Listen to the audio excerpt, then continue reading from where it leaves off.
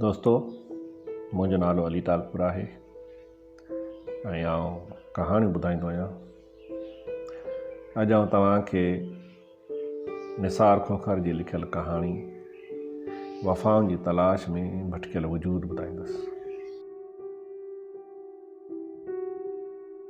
जंहिं समाज में मोहबतूं किताबनि अंदरि रखियल सुकल गुलाब बणिजी वियूं हुजनि, तंहिंमें के दीवाना दुनियादारी जे हिसाब सां अछो मथो थी वञण जे बावजूदु वफ़ाउनि ऐं जफ़ाउनि ते पहिरें प्यार जीअं ॻाल्हाइनि था। वॾनि ऐं थधियुनि होटलनि खां वठी ॿाकड़ा होटलनि ऐं फुटपाथनि ताईं फैलियल उन्हनि दीवाननि वटि राति जे पोएं पहर में पसंदीदा मौज़ू बेवफ़ाई बणिजी वञे थो। कड़ो पेग बणिजी वियल पंहिंजी हयाती में हू बेवफ़ाउनि जो ज़िक्र सोढा जियां रोज़ मिलाइनि था।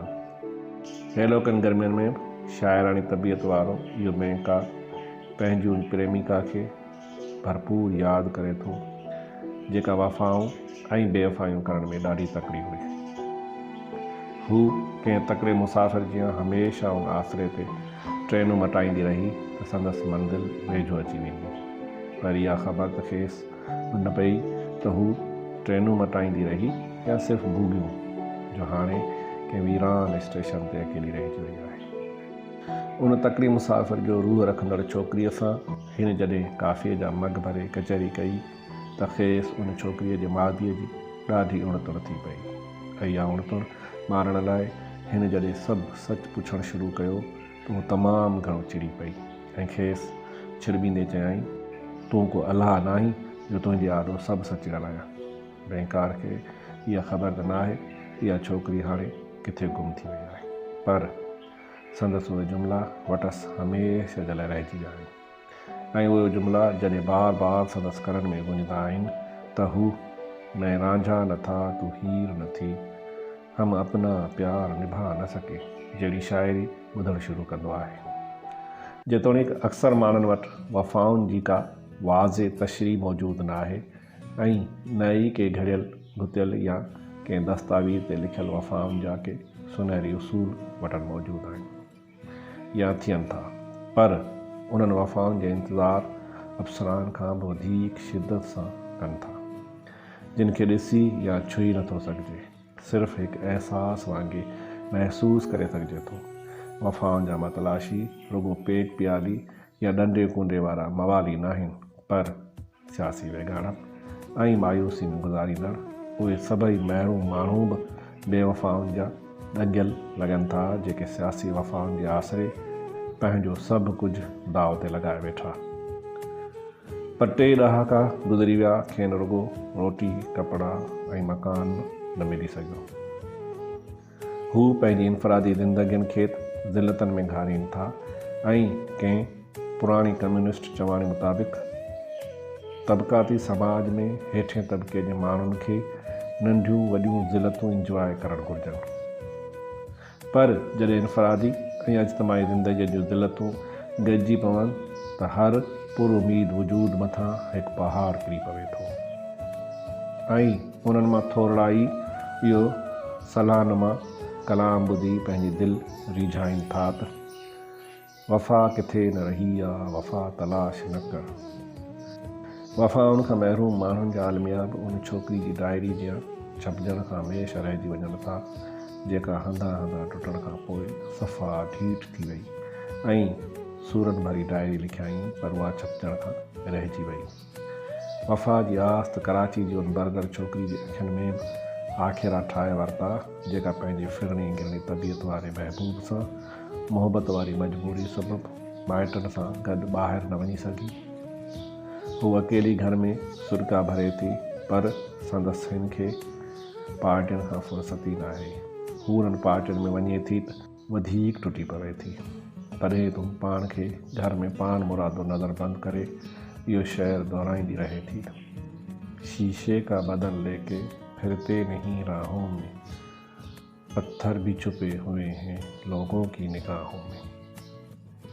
इश्क, मोहब्बत ऐं सियासत खां वठी मिटनि माइटनि में जज़्बाती वाबिस्तनि खे टेढ़ी अख सां ॾिसंदड़ ऐं कंहिंजो को घणो या एक्स्ट्रा ख़्याल न रखंदड़ माण्हू वफ़ान ऐं जफ़ान वारे समूरे किस्से खे ई वरी बेवफ़ाई सम्झनि था। संदन चवण आहे त जेसीं ताईं जंहिंजो मफ़ाद पियो पूरो थींदो उहो तव्हां सां निभाईंदो ईंदो। वफ़ाद ख़तमु, वफ़ा ख़तमु। इहो दुनिया जो दस्तूर थी वियो आहे। हाणे उहे ज़माना ई न रहिया आहिनि कि माण्हू ज़िंदगी भर वफ़ादारी जा कसम खणे ऐं उन्हनि खे निभाए सघे।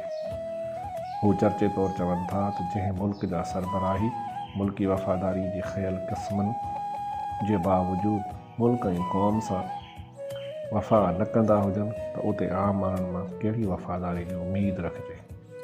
पर शायदि खेनि ख़बर नाहे त वफ़ा जो लफ़्ज़ जॾहिं घण पासाओ इस्तेमालु थिए थो त उहो रुॻो ॿिनि प्रेमियुनि जो मामिलो नथो रहे।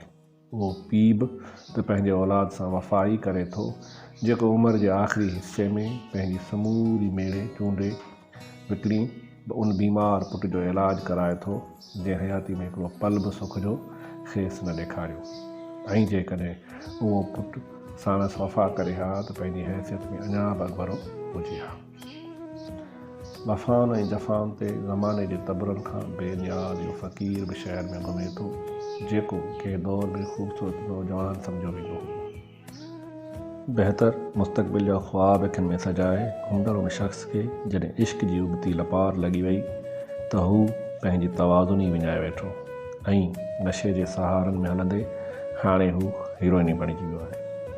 हू कंहिं बेवफ़ा खे के पाराता त कोन थो ॾिए, पर पंहिंजी पिनकियुनि में जॾहिं उहो गानो कसमे वादे प्यार वफ़ा सभु बातें हैं बातों का क्या ॿुधंदो आहे त संदसि नंढड़ियूं अखियूं आलियूं थी के मयारूं ॾींदियूं आहिनि। बेवफ़ाउनि जा ॾंगियल माण्हू भले त पंहिंजो ग़म रोईंदा रहनि, पर टी एज अञा बि वफ़ाउनि क़स्मनि ऐं वादनि ते एतबार कनि था। संदन आशिकी जे मैदान में अञा बि रत सां लिखियल ख़तनि जी वॾी अहमियत आहे।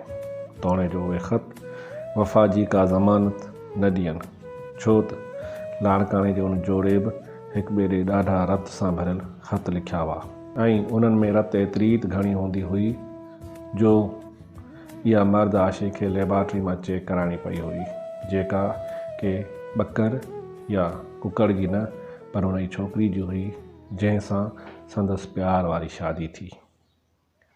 ॿिनि ॿारनि ॼणण खां पोइ हाणे हू अलहदगी वारी ज़िंदगी गारीनि था।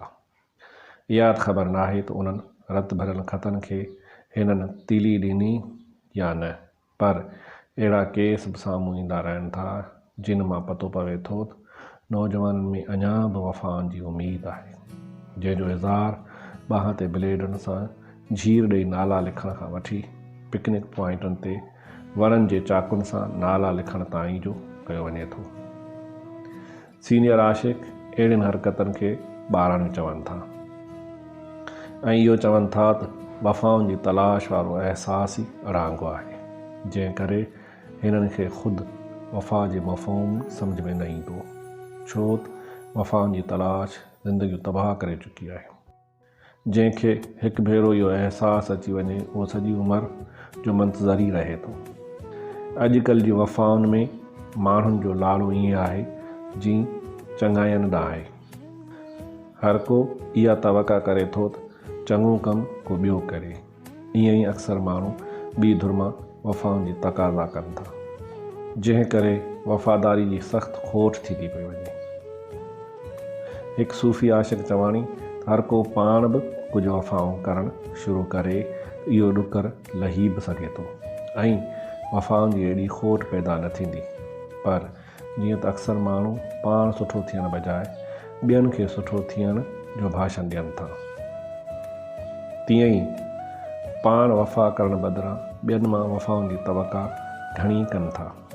सादा दिलि आशिक़ वाक़ई कॾहिं कॾहिं उन हद ताईं तवक़ा करे विझनि था जो लापरवाह महबूब जी वफ़ाउनि संदन चाहे बि वठी छॾे थी। पर कुझु माण्हू बेवफ़ाइनि खां तंग अची तवाई में इहो शहर दोहराइनि था त बेवफ़ा यार करूं कुता यार करीजिए। कुझु बेवफ़ाइयूं मुसलहतनि बि थी वञनि थियूं ऐं माण्हू शिकारपुर जे उन लेक्चरार जीअं बिल्कुलु लाचार थी पवे थो जंहिं पंहिंजी ज़ाल ऐं भेण जे मुस्तक़बिल ख़ातिर पंहिंजे पहिरें प्यार खे बेरहम बयाबाननि में भटकण लाइ छॾे ॾिनो। शायदि शिकारपुरी लेक्चरार जी ज़िंदगी जो इहो वॾो अलमियो हुजे, छो त खेसि इहो नियापो मिली चुको आहे त वफ़ा ते तुंहिंजी ए बेवफ़ा इहे एतबार हलिया विया ऐं दिलि जी बाह विसामजी वई इहे इंतज़ार हलिया विया। अहले दिलि हल्कनि अंदरि अॼु बि वफ़ाउनि जे बदिले कुझु बि न तलबण वारे दर्स ॾिनो वञे थो ऐं इहो दर्स वालदेन जे प्यार जीअं ॾिनो वञे थो त जीअं वालदेन औलाद जे सुधरण ऐं अधूरण खां बेनियाज़ थी खेसि प्यार ऐं शफ़क़त ॾियनि था, तीअं ई बदिले में बेवफ़ाइनि या वफ़ाउनि खां बेनियाज़ थी वफ़ाऊं करणु घुरिजनि। पर इहो हल्को ऐं उन्हनि जो दर्स तमामु महदूद माण्हुनि ताईं पहुतल आहे। कुझु माण्हुनि जो ख़्यालु आहे त वफ़ाऊं मुहबतनि जियां समाज में अॼु बि मौजूदु आहिनि, रुॻो उन्हनि खे परखण जी ज़रूरत आहे। ऐं उहे जेके वफ़ाउनि जी खोट जूं दाहूं कनि था उहे गिलास अधु ख़ाली आहे वारी नज़र रखनि था, जॾहिं त खेनि गिलास अधु भरियल आहे वारो उसूल अपनाइणु घुरिजे।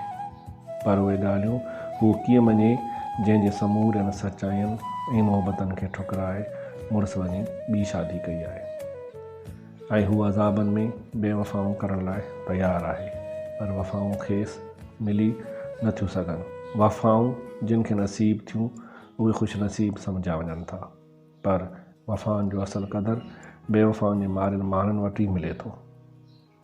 इहो क्लार्क बेवफ़ा जो मारियल हूंदे बि उन बेवफ़ा जो क़दुरु करे थो जंहिंखे हिन हिकु चिठी लिखी पर पोस्ट न कई। सादा दिलि क्लार्क उनमें सची ॻाल्हि लिखी हुई त तूं ॾाढी प्यारी आई, पर ॾुख अथमि त तूं बेवफ़ा आई। दोस्तो, इहा हुई अॼु जी कहाणी, जेका उमेद आहे तव्हांखे ज़रूरु पसंदि आई हूंदी।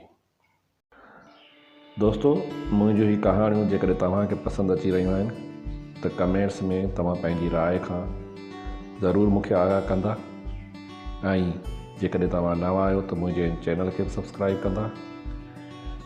जेकॾहिं तव्हांखे मूंसां राब्तो करिणो आहे त तव्हां यूट्यूब, फेसबुक ऐं पेज ते वञी अलीज़ गुड लाइफ लिखंदो त मूंसां राब्तो थी सघे थो। तव्हां सभिनी जी महिरबानी।